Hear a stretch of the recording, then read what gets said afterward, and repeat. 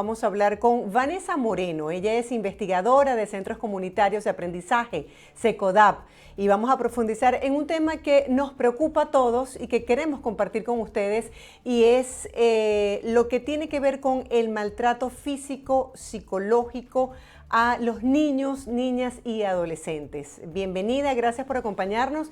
Bueno, de antemano felicitarla por el excelente trabajo que realizan para mostrar a las autoridades y a la sociedad civil lo que está ocurriendo en Venezuela y lo que ha ocurrido en los últimos años producto de la pandemia. Quisiera que nos hablara un poco acerca de cuáles son esos derechos fundamentales que se le violan a los niños en Venezuela. Bienvenida. Hola, muchísimas gracias por abrir este espacio para poder hablar y visibilizar estos problemas. Uno de los derechos que están siendo afectados en este momento, y por hablar de mucho, es el de la vida. ¿Por qué el de la vida? Porque tenemos problemas con el sistema de salud, porque tenemos problemas con el tema de la seguridad. Y justamente allí es donde nosotros hicimos recientemente un informe en el que pudimos sistematizar las prácticas de reclutamiento que tienen las bandas delictivas de Caracas para captar a los niños, niñas y adolescentes. Y esta investigación, además, también demuestra cómo todas las carencias y todos esos derechos vulnerados, desde la alimentación, desde el tema de la recreación, que a veces parece para los adultos como que, bueno, eso va de último, porque la recreación va de última. No, la recreación, los proyectos de vida, la falta de proyectos de vida, todo eso es aprovechado por estos grupos delictivos para poder seducir a los niños, niñas y adolescentes. Vanessa, estuve viendo los resultados del informe y me llamó la atención que el 40% de los casos se refiere a violaciones de los derechos que tienen que ver con la integridad física, mental y psicológica, y donde se pueden ver muchísimos casos de abuso sexual y que pudiesen estar relacionados con la propia familia directamente. Háblanos un poco acerca de esa realidad y de qué manera nosotros podemos ayudar. Un vecino puede ayudar a un niño que esté viviendo este tipo de maltrato y de abuso. Ok, fíjate, nosotros tenemos un servicio de atención psicológica gratuita para los niños y sus familias. Allí nosotros podemos ver cómo las alteraciones del estado de ánimo, depresión, tristeza, rabia, intentos de suicidio están repuntando. Año a año, hace 3 años tenemos abierto el servicio, año a año estas alteraciones han ido aumentando. Nos hemos dado cuenta que también el tema del abuso sexual y el maltrato infantil en casa está también repuntando. Y esto nosotros lo asociamos con la pandemia. Tuvimos 2 años encerrados en casa, o los niños estuvieron sin poder ir a la escuela, que era un lugar donde había protección, es decir, porque si el niño era maltratado en casa, pues una docente podía darse cuenta y podía comenzar a activar el sistema de protección. La pandemia trajo consigo un tema importantísimo. Nosotros quizás no sabíamos estar en familia juntos todo el día, 24 horas.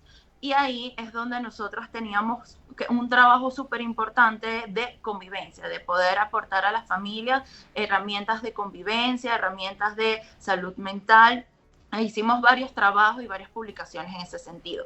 Ahora tú me preguntas, ¿es cierto que esto está ocurriendo, que hay un repunte de maltrato infantil? Sí, sí lo hay. Y está muy, muy de la mano a este tema de la pandemia. El abuso sexual, aunque nosotros no teníamos ese motivo de consulta como de primero, teníamos otros 5 motivos de consulta, comenzaron a llegar muchas pacientes que tenían alteraciones del estado de ánimo, y cuando tú vas a revisar su historial, pues el abuso sexual estaba presente. Me preguntaste también cómo podemos hacer nosotros si nosotros sabemos que algo ocurre, que está pasando a un vecino, o quizás si somos docentes y estamos allí viendo a un alumno que llega con moretones, o incluso a veces las cosas no son físicas, también es el estado del niño. ¿Qué podemos hacer? Primero, hablar con el niño. No podemos hablar con el niño no logra expresar sus emociones, ver qué ocurre con la madre. Esto ya estamos hablando de un ámbito escolar. Vecinos, ¿qué podemos hacer? Ahí podemos acudir al sistema de protección. La LOBNA, nuestra ley, nos dice que todo aquel que esté, que sepa, que conozca, que haya, que algo le ocurra a un niño que esté en riesgo, que sea maltratado, que sea víctima de violencia, estamos en nuestro deber de ir a las autoridades. El sistema de protección comienza con el Consejo de Protección. Hay uno por municipio. Por eso está como tan cerca y tan de la mano con la comunidad. Pero bueno, ahí Vanessa, nos vamos a topar con otra realidad que nos va a ser difícil esa buena fe de ciudadano de ir a denunciar un hecho. hay un elemento que a mí me causa mucho estupor y mucha frustración, que es que en la mayoría de los casos los perpetradores están relacionados con el niño o el adolescente. Son familiares cercanos como un papá, como un tío, como un abuelo. Y cómo ese niño puede vencer el miedo a denunciar cuando a veces la propia madre o varios miembros de la familia están al tanto de lo que ocurre. Eso es muy difícil de trabajar. Ahí pues requiere mucho de los otros familiares del círculo que estén pendientes, que crean en el niño o en la niña o en el adolescente, que crean en ellos, que no sea como que, bueno, no, vale, ella está inventando o él está inventando. Luego tienes el poder del círculo más cercano, amistades que puedan darse cuenta de la situación, que puedan conversar con los padres, pero por supuesto, romper con esa incredulidad a veces cuesta mucho. Y ahí es donde los niños se ven solos. A veces no es porque no le quieran contar a papá o a mamá, a veces porque sienten que papá y mamá no les van a creer. Si yo siento ya que papá y mamá, que son las figuras más importantes que yo tengo en mi vida, no me creen, ¿cómo yo voy a hablarlo? Por eso cuando hablamos de la escuela y del docente, el docente se convierte en un rol fundamental de protección, es decir, se convierte como en otra figura importante para los niños. Y allí es donde también puede rescatar a ese niño de ese círculo de la violencia. Cuando, Oscar Misle, Fernando Pereira, que son los fundadores de SECODAP, ellos siempre hablan de creer, de confiar en el niño, porque ya el solo hecho de que papá o mamá crean ya hace la diferencia. Y sí, sí se puede rescatar la salud mental y el desarrollo de un niño que sea víctima de la violencia, pero tiene que comenzar con la confianza, con creerle. Ahí comienza el, el desenvolvimiento de este conflicto. sí, cuando tuve la oportunidad de hacer trabajo de calle, veía que muchos niños que vivían justamente fuera de sus hogares se habían ido por maltrato, por violaciones y porque sus padres no les creían. Entonces habían tomado la calle como una opción para tratar de salvaguardar sus vidas, ¿no? Aunque cueste decirlo. Quisiera que nos hablaras un poco acerca del papel del gobierno, del Estado. Veía que de cada 10 denuncias que ustedes realizan, solamente 4 son atendidas. ¿Qué pasa con ese 60% restante? Ahí es donde yo te estaba comentando que cuando tú llegas como vecino, como ciudadano, como docente, como doctor, llegas al sistema de protección, al consejo de protección, a hacer una denuncia o a contar lo que tú estás viendo, eh, ahí comienza como todo un tema. Son funcionarios públicos, los funcionarios públicos están trabajando, el sistema de protección, el consejo de protección trabaja con las uñas muchas veces, con sueldos que no alcanzan. Eh, Mira, uno va y a veces ni siquiera hay papel para tramitar la denuncia, para tramitar el, el problema que uno está tratando de resolver. Y eso es lo que está pasando. Si tú no tienes un sistema de protección fortalecido, con presupuesto, con metas, muy difícilmente vas a poder atender toda la demanda que necesitas atender. Y nosotros nos dimos cuenta, fíjate, apenas 4 de cada 10 solicitudes que nosotros llevábamos eran atendidas. Pero cuando nos vamos a la sociedad civil, vemos que ese porcentaje de atención se incrementa. Entonces, ¿qué está pasando? La sociedad civil pareciera que está tomando como el rol que no le corresponde, pero lo está tomando el rol del Estado para atender a los niños, niñas y adolescentes y para atender sus problemáticas. Y ahí el llamado es muy claro, el Estado tiene una deuda muy grande que es no haber establecido nunca un, un ente especializado para atender a los niños. Nosotros sabemos, por ejemplo, si nosotros queremos llevar una ley que nos proteja a nosotras las mujeres, podemos ir al Ministerio de la Mujer, ¿verdad? Si las personas que tienen una finca son ganaderos, agricultores, pues hay un Ministerio de Agricultura y Tierras. Pero los niños, ¿dónde se atiende el problema de los niños? En un viceministerio de la presidencia del Poder Ejecutivo. Imagínate el poder, o sea, el nivel tan alto al que hay que recurrir para que un niño, niña y adolescente pueda eh, acceder a hacer un petitorio, por Además ejemplo. que estaba leyendo Esa el es una informe de deuda ustedes fundamental. y se tardan tanto en darle respuestas cuando esto amerita una respuesta inmediata, porque el niño no puede esperar si está siendo víctima de violencia, por ejemplo, donde su vida está en Exactamente. riesgo. Me imagino Mira, el trabajo. yo recuerdo que siendo reportera, trabajé un caso de maltrato infantil y negligencia parental muy fuerte. Eh, Pasó un año, 2 años, uno de los niños, un bebecito recién nacido, muere en esa familia. Y en esos dos años el Consejo de Protección Municipal conocía la situación. Pero el Consejo Municipal no podía ir a esta zona porque era una zona muy alejada, digamos, de la capital urbana de Caracas. Y cuando muere el niño, el Consejo de Protección tiene que pedir un vehículo que no tiene, o sea, otra institución, porque no, ni siquiera tenía un vehículo para acudir a hacer la visita de la familia. Finalmente, 2, 3 años después, es que logran hacer una medida de protección para todos los niños de esa vivienda. Pero fíjate todo lo que tarda por falta de recursos del Consejo de Protección. Y no era porque el consejero no quería, era porque no podía.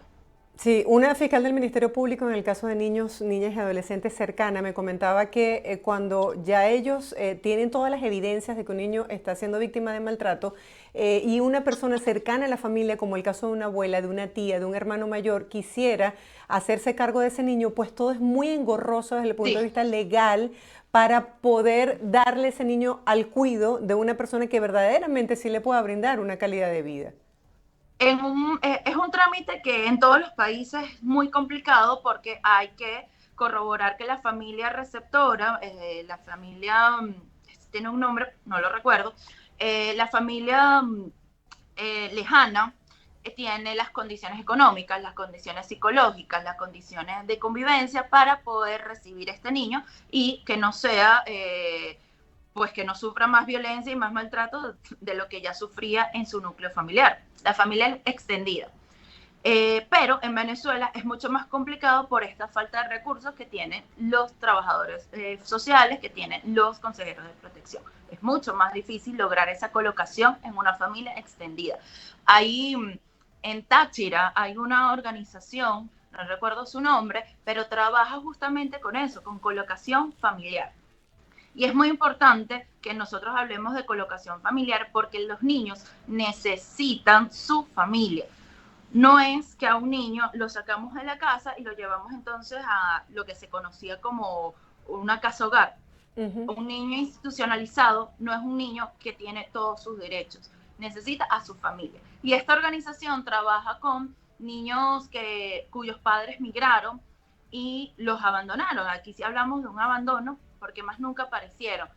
Y están trabajando en esa colocación. Durante un año ellos tenían 20 niños con esta situación y lograron hacer la colocación familiar a 8, si no me equivoco, a 8. Fíjate, en un año cuesta mucho, es mucho trabajo. Bastante difícil. Vanessa, háblame, si yo soy una vecina y escucho los gritos de que a ese niño le están pegando, o soy una vecina y veo que el niño tiene signos de maltrato en su cuerpo, o yo soy una abuela y sé que ese niño está recibiendo abuso, está siendo abusado en su casa, ¿qué puedo hacer? Nosotros como sociedad civil, ¿cómo podemos colaborar para que se detenga esa violencia y ese abuso contra los niños? En SECODAP siempre decimos hay que denunciar, porque si no denuncias no inicia el proceso. Pero cuando vamos a las realidades y cada contexto es diferente y posiblemente sea muy difícil. No es lo mismo quizás denunciar en un barrio de Caracas a denunciar en una urbanización. No es lo mismo cuando tú sabes que el papá o la mamá tiene poder económico e incluso tiene contactos y pues te da muchísimo miedo que tú denuncies y luego tomen represalias contra ti, ¿ok? Ahí es donde nosotros decimos, estamos nosotros, las organizaciones civiles, está la sociedad civil organizada, hay muchas organizaciones que trabajan con el tema de niños y nosotros, si bien no somos un receptor de denuncia oficial y si bien no procedemos, no tenemos como que las herramientas, ni la autoridad, ni la jurisprudencia para poder proceder legalmente hablando, sí podemos primero asesorar y luego podemos hacer lo que a Carlos Trapani le encanta decir, que es la triangulación. Nosotros podemos llevar un escrito al Consejo de Protección, a las policías y a la Fiscalía cuando ya la situación se desborda y el peligro inminente de la vida del niño es muy grave, pues ahí vamos y nosotros podemos hacer ese comunicado. ¿Qué nos ha resultado? Nosotros hemos tenido casos en los que incluso había una adolescente detenida y nosotros, en nombre de la familia, llevamos un comunicado al Ministerio Público. 2 días después a la adolescente la liberaron. Sí ocurre, sí pasan esas cosas positivas de que atienden. Por el otro lado, hay otros casos que no son atendidos, como lo refleja uno de nuestros informes. Vanessa, si tuvieran la oportunidad de darte una varita mágica, si pudiese ser esa hada madrina de tantos niños, ¿cuáles serían los cambios que tú harías? Yo creo que uno, darle presupuesto programado en el tiempo, que no sea como una inyección de dinero de hoy, una donación, sino algo que tenga que cumpla con un método, con un proyecto, con una política pública a todo el sistema de protección. Ahí hay profesionales valiosos que lo único que necesitan es poder trabajar con herramientas. Uno. Y lo otro es poder fortalecer a los docentes, a las escuelas. Mira, los docentes y las escuelas son tan importantes para la vida de los niños y estoy segura que tú recordarás algún profesor o alguna maestra que fue tu guía y te dio una lección de vida y hoy lo recuerdas siendo una profesional y quizás cambió el rumbo de tu vida en un momento determinado. Pues si un docente puede llegar a atender en un año a 40 alumnos, si este docente está fortalecido en su salud mental, en su ingreso económico, en su alimentación, en poder transportarse a su escuela, imagínate todo el poder que tiene para hacer un trabajo de calidad, que ya lo hace, pero va a ser mucho mejor porque va a tener problemas, sus problemas diarios no van a estar allí interfiriendo con sus clases y sus alumnos. Si de ser esa hada madrina te conviertes en una asesora a un candidato presidencial o a un candidato a la gobernación de un estado, ¿cuál sería esa recomendación que tú harías como punto primordial para abordar el tema de la infancia y de la adolescencia en Venezuela? Un gobernador, vamos a poner un gobernador. Hacer un escaneo de las escuelas, que para mí las escuelas son tan poderosas, porque además allí tienes una comunidad, o sea, es una comunidad cautiva. No necesitas hacer demasiado y buscarlas. La comunidad educativa siempre está allí. Padres, están los obreros. Hacer un monitoreo de las escuelas, ver cuáles son sus necesidades, revisar programas olvidados pasados, de gobernaciones pasadas y volverlos a implementar, porque nosotros pareciera que un candidato nuevo se olvida lo anterior y no le da continuidad. Y ese ha sido uno de los problemas que nosotros tenemos en cuanto a políticas públicas de la infancia, que no se continúan los proyectos. Revisamos, por ejemplo, las memorias y cuentas desde 2014 hasta 2016, que fue la última que se pudo conocer, 2016-2015. Sobre el presupuesto asignado a la salud mental de niños, niñas y adolescentes. Encontramos 2 programas que se perdieron en el tiempo. No sabemos después qué pasó con ellos. Entonces, el problema no es tener iniciativas, sino darles continuidad. Que el problema de los niños no sea como Bueno, yo le pongo, como gobernación, le pongo un colchón inflable en el Día del Niño y ya yo estoy atendiendo a los niños. No, los niños necesitan continuidad, necesitan estructura. Y así como los necesitan en las familias, también lo necesitan del Estado. Se dice que nadie da lo que no tiene. Si esos niños no han recibido amor, si no han recibido cariño, si no se sienten seguros en su personalidad, sino por el contrario han sido víctimas de abusos, de maltrato físico, psicológico, emocional, ¿en qué se puede convertir ese niño? ¿Dónde están quedando esas generaciones? Por supuesto que el panorama es negro, es oscuro. Eh, el informe más reciente sobre el reclutamiento forzado de niños, niñas y adolescentes que hizo SECODAP lo demuestra, donde no hay amor, donde no hay proyecto de vida, donde no hay sentimiento, sensación de que con trabajo yo voy a lograr mis metas, donde no hay reconocimiento de que yo soy una persona, de que tengo valor, de que puedo ser motivo de cambio de mi entorno, allí se va a aprovechar alguien. Y en este momento, en estos tres sectores de Caracas, en donde se hizo la investigación, la Cota 905, el cementerio y La Vega, eso es lo que estaba ocurriendo con la megabanda. La megabanda llegó y arropó y llenó el vacío que no lo podía dar la familia y que no lo estaba dando el Estado. Cuando tú has tenido oportunidad de conversar con estos niños o adolescentes, ¿cuáles han sido esos testimonios que más te han marcado? Número uno, por la crueldad de lo que viven y número dos, por casos que hayan cambiado y gracias a la ayuda de gente como ustedes han cambiado su panorama y su realidad y están en este momento por el camino del bien, como pudiésemos decir. Hay un testimonio que es recién, que pudimos conseguir recientemente por esta investigación, que él decía, tú sabes que es duro tener que ver a mi mamá comer todos los días solo frijoles chinos. Yo no sé si recuerdas que los frijoles chinos de la caja Clap es un alimento que viene poco procesado y de hecho es muy despreciado por las comunidades que reciben la caja Clap. Lo que quiere decir este adolescente es que para él es muy doloroso ver cómo su mamá no puede comer su comida balanceada, que es el deber ser. Luego, este mismo adolescente dice, y por eso cuando llegó la banda y me dijo, ¿quieres trabajar con nosotros? Yo le dije, bueno, dale. Yo ni siquiera pregunté qué tenían que hacer, aún sabiendo que el grupo delictivo que tenía dominada la zona, pues era un grupo delictivo. Y finalmente, el temor a perder la vida por una equivocación. O sea, este adolescente se da cuenta que su vida estaba en riesgo por algo que ni siquiera él podía controlar, porque era un dinero que él tenía que entregar y al final no lo pudo entregar porque el líder no estaba en el momento. Y él se fue a su casa a dormir. Para la banda delictiva eso fue como un delito, se robó el dinero, hay que buscarlo, hay que matarlo. Y ese adolescente tuvo que salir de su núcleo familiar e irse a otra zona de Caracas para evitar ser víctima de un homicidio.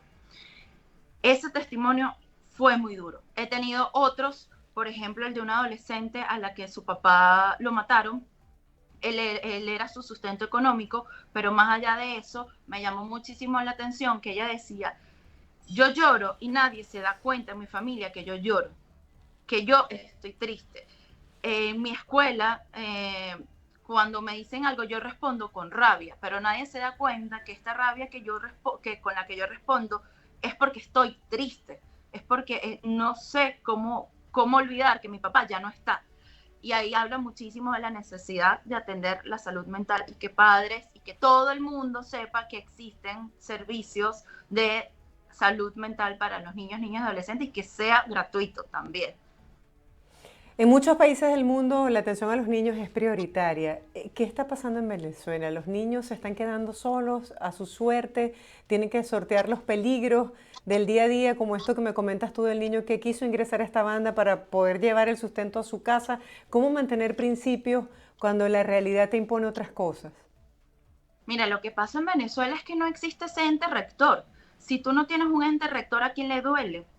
probablemente si algo pasa en, no sé, en el mundo del petróleo, pues a quien le van a llamar la atención es al ministro, ¿no? De petróleo. Pero si no tienes eso, ¿cómo entonces tú garantizas que se le haga seguimiento, que haya alguien que esté supervisando el sistema de protección, que todo se esté dando de acuerdo a los parámetros de la LOMNA? Nosotros decimos que la LOMNA a veces es como, ay, el terror, la LOMNA, porque entonces como comunicadores no podemos decir, informar, porque entonces vienen y nos censuran y bueno, todo nos cierran. Pero la LOMNA establecida como está, exceptuando unas cosas de la parte penal, es una ley que acoge todo lo que tiene que ver con la Convención de los Derechos del Niño, que la Convención es como la Constitución universal de los niños y está muy bien recogida en la LOMNA. Claro, que se ha instrumentalizado, sí.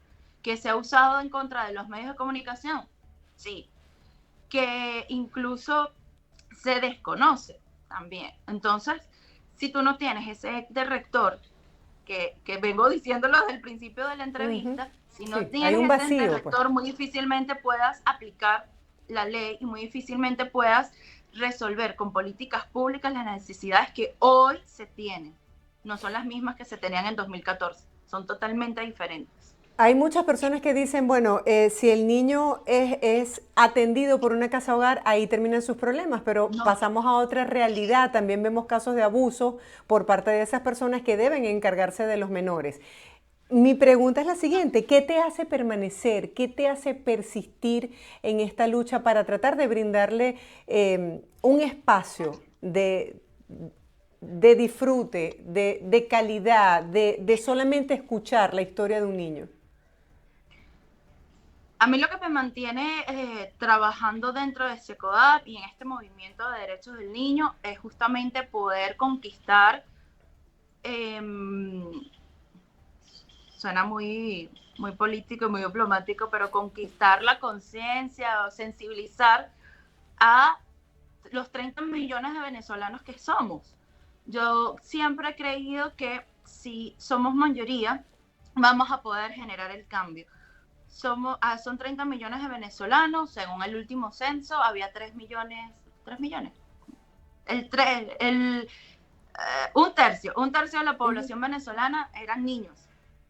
Es decir, es una población importante y nosotros, dentro de cada rol como ciudadanos, podemos hacer un cambio.